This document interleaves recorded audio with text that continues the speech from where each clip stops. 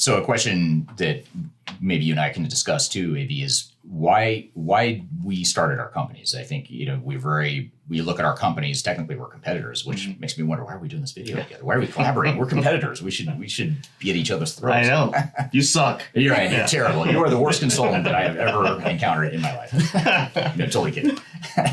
No, but but you look at the you look at the vision or the purpose that we both have as organizations. I think that's something that's very common and very similar in our organizations.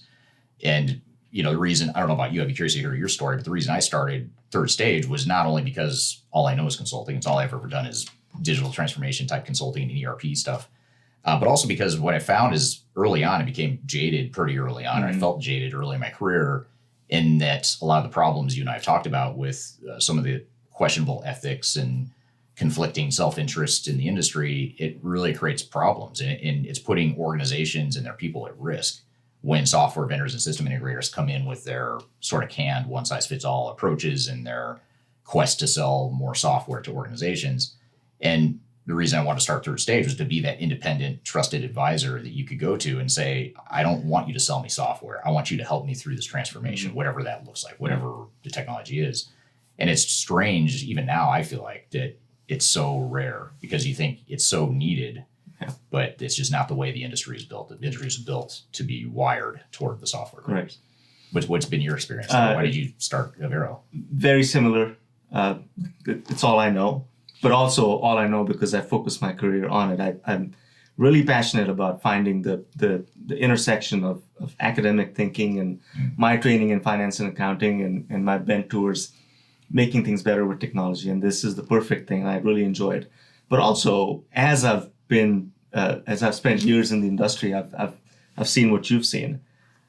Clients, well-meaning people that have chosen public, in my case, serving the public as their choice of career, are being taken advantage of by software vendors, especially, and all kinds of other vendors. So there is no place for them to turn to ask the right questions. Because if I ask you a question, if you're trying to sell me a piece of hardware, that's going to be the answer. So there's a deep need for our services in the public sector, and sounds like in the private sector, where you can become a trusted advisor, not just on technology, but just business transformation and making things more efficient. Especially in government, that's the goal. You're there to provide services to your citizens, and those are your customers.